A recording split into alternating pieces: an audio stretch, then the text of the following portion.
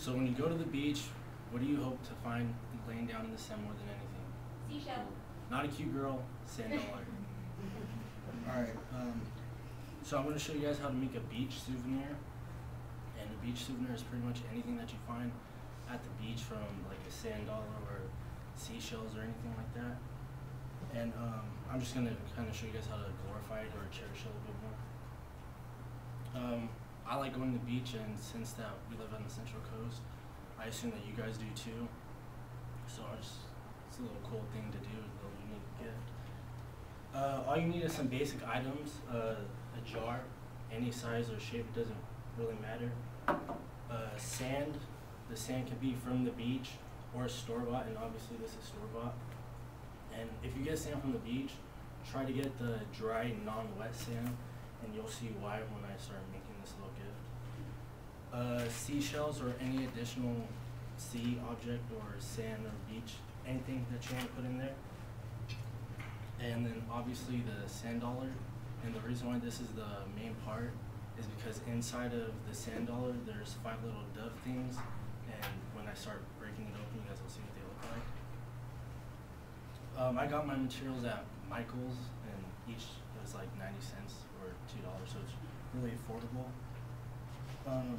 Alright, so the first step is to open up the jar, obviously, and then you start pouring the sand. Try to be careful so that we don't make a mess.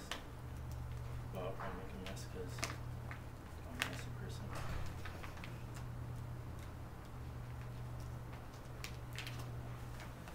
You could also use like a little funnel or something, maybe to help you not make a mess like I am.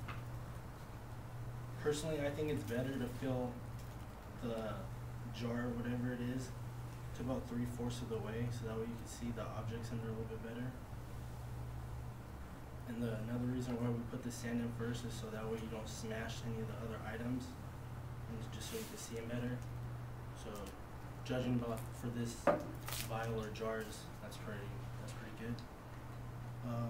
Then next you take your objects, for me it's shells. Oops. And you just put as many as you want in there. But the main reason why you make this is for the doves which are in here.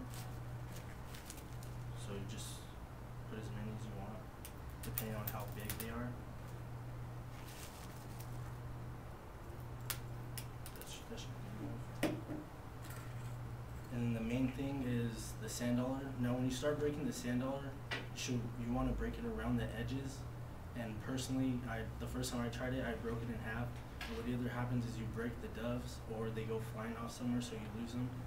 So you just want to gently snap off the pieces to the sand dollar. So like I said, just start breaking them around the edges first, so that way you don't smash the doves. And so also when you get closer to the center, you can see where the doves are at, so that way you can get them out as quickly as possible. After you break off the edges, what I like to do is peel off the top or the bottoms, just to get them off easier.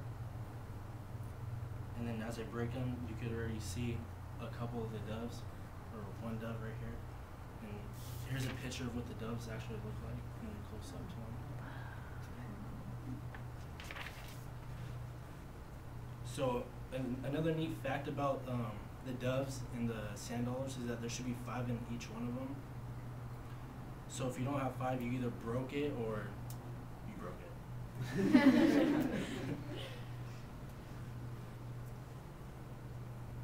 Well, you guys get the gist of that. I already pre-broke some sand dollars. I bought a lot. So next you just put them in to the little vial or jar or whatever. These doves are said to actually represent goodwill and peace. And there's actually a story that has to do with Jesus that says why they represent that, but I didn't feel like getting religion brought into this. So you can just put as many as you want, doesn't really matter. Just depends on how big your vial is or your jar. Like I already showed you the picture. And then remember when I said about getting the dry sand or the not wet sand? The reason why is if you were to get the wet sand, then they would just get caught into the shells and they would just stick together. You wouldn't see them as clearly as you can right now. And then you have a little unique gift.